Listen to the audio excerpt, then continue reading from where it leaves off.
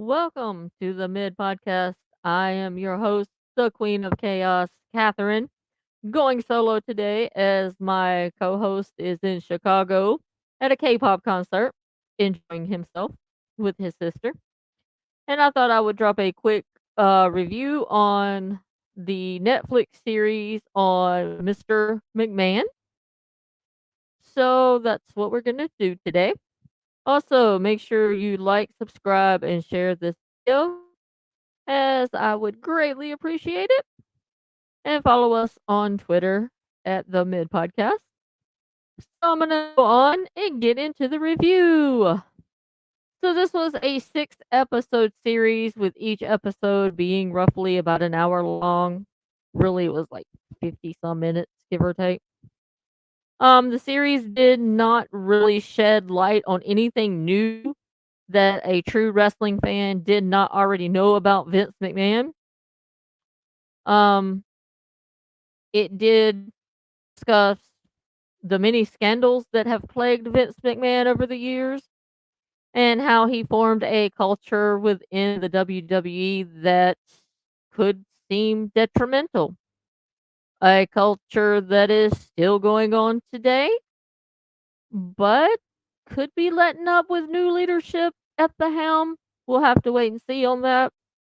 Like with anything, change is difficult, change takes time. So until all the Vince guys are really out of WWE, I don't really see the culture changing that much. Bruce Pritchard, I'm talking to you. So hopefully, maybe within 5 to 10 years, we'll see a different culture since TKO has now taken over WWE. However, who knows? But I'm gonna go move on to takeaways from the series. I have several of these I want to discuss. First, Hulk Hogan. We all know that he was a piece of trash, but watching the Mr. McMahon series really proved to me that he is a piece of trash. Um, he ratted out Jesse Ventura when Jesse was trying to get the wrestlers to unionize. He was the first one to go tell Vince what was going on. Um, I knew he was a Vince guy, just didn't know he was a Vince guy, I'll say. Um, and if you watch the Who Killed WCW series, you can see how Hogan's control might have contributed to the demise of WCW. I'm not saying that it was all Hulk Hogan's fault. There were other factors that definitely contributed to WCW failing. Moving on, I want to talk about Tony Atlas. Dude shows up for his interview in a cut off button down shirt with a tie. Atlas had some interesting things to say when they interviewed him, but the one thing that I did find quite interesting was they asked him about some issues or questionable, I don't want to put this, behavior with Pat Patterson.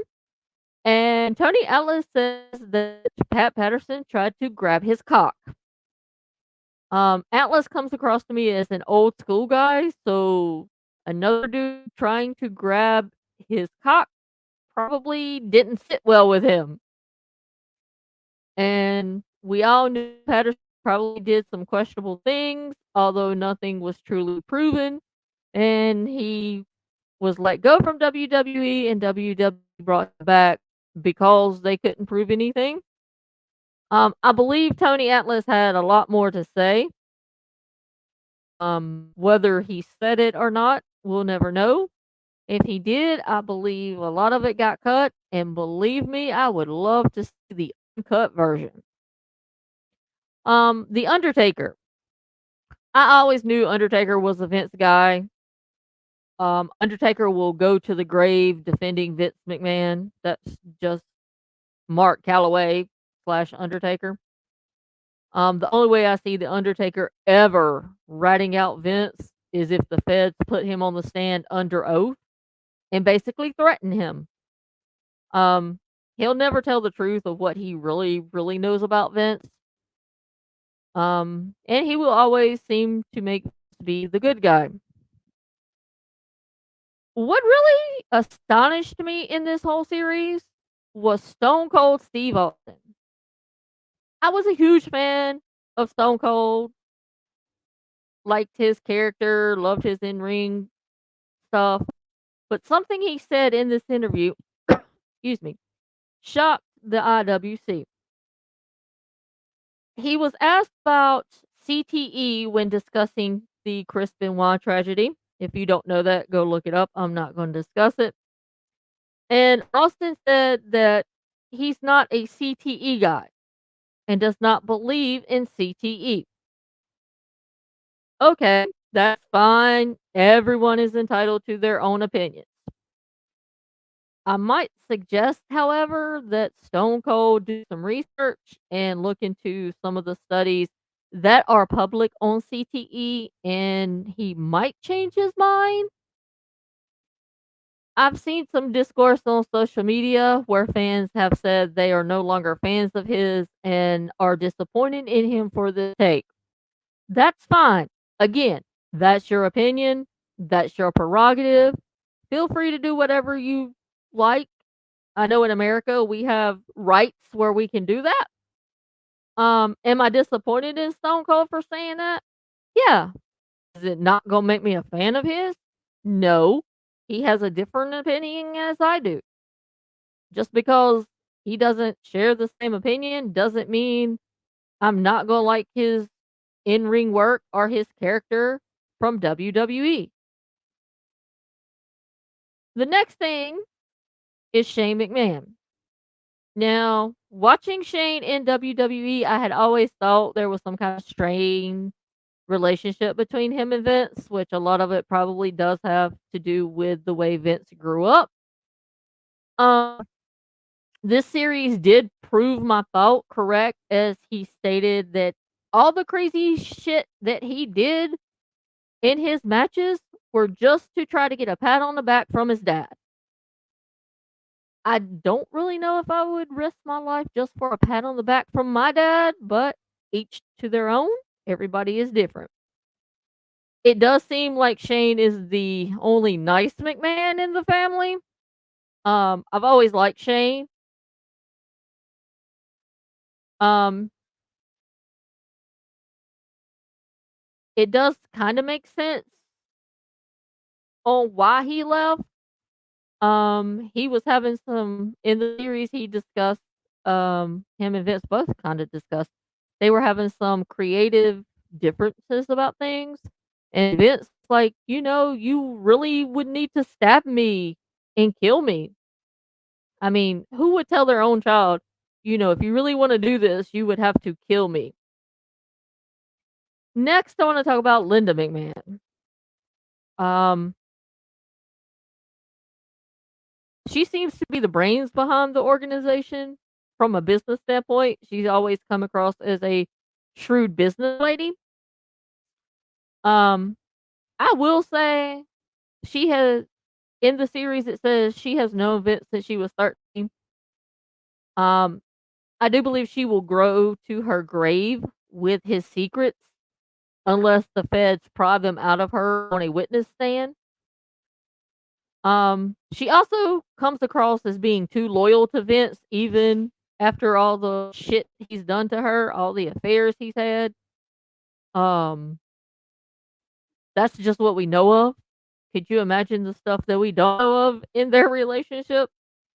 Or the other thing that I've seen on social media, people are saying that she's being paid to be quiet. I mean, maybe she's just trying to protect her family. It is what it is. I mean, there's certain things I would do to protect my family, so I see that point. I've always liked her, and I've always thought when she had on-screen segments on Raw, SmackDown, whatever, that she was the yin to Vince's yang. They kind of balanced each other out, if that makes any sense. Next, I want to talk about the man himself, Vince McMahon. So this series did nothing to change anyone's mind on how they felt about Vince. If you thought Vince was a scumbag, you still think Vince is a scumbag. There are some people on social media that I've seen that think Vince is the GOAT. Again, you are entitled to your opinion. Um, you might want to reflect on it a little. In fact, I think it made Vince look more of a scumbag than I originally thought. He did not want he did not come across as taking responsibility for anything that happened within his company. Um, let's talk about a few examples of this. The steroid issue, where the feds went after him for steroid use of his wrestlers. Um, I do not believe that Vince went up to his talent and was like, "Hey, go take steroids." I don't think he did that. Did he hint at it? Maybe, probably. Will it ever be proven? Probably not. The talent knew what kind of look Vince was looking for in his wrestlers, and they knew if they had that look that they would probably get a push from Vince. So did they do things to enhance their look? More than likely. More than likely they did. Not saying it's right, not saying it's wrong. Next was the Owen Hart tragedy. For those that don't know, Owen Hart come flying down from the rafters as the Blue Blazer, which was his character at the time. Something happened and he fell to his death in the ring. Here again, Vince could have said there was some fault on part of the WWE, as we did not make sure the company we hired to rig up the stunt equipment was using proper equipment. Instead, he put all the blame on the stunt company, to the fact that when Owen Hart's wife, widow, sued Vince, that he turned around and sued the stunt company. Then Vince goes on, and this is what got me, goes on to say that he would have wanted people to continue the show if it had been him. In the moment, I would probably say that's a hard call to make. I remember watching this pay-per-view Over the Edge with my husband. I had just had my daughter. She was a month old, maybe not even a month old when this come out, and my father-in-law. And when this happened and the screen went black, I said, Owen is dead and they're not going to cancel this show. My father-in-law sat there and argued with me. Oh, they'll cancel the show. Um, I was right. Should have took him up on a bet. Um, like I said, it was a hard call to cancel, to make the decision to cancel a show, not to cancel a show. I mean, you got to push talent out there to go wrestle in a ring where there's blood from a deceased person. Also, from a business standpoint, you have to look at it as if Vince had canceled the show, then he would have probably had to refund all the tickets for those that were in attendance. Plus, then the cable companies would then have to turn around and credit everybody's cable bill who purchased the pay per view. And we all knew that probably was not going to happen. So, did a call? Yes. Sometimes calls like that you have to make in the moment. Looking back on it years later, no, it was not the right call. He should have canceled the show. He was unfortunately in a no-win situation with that. Next,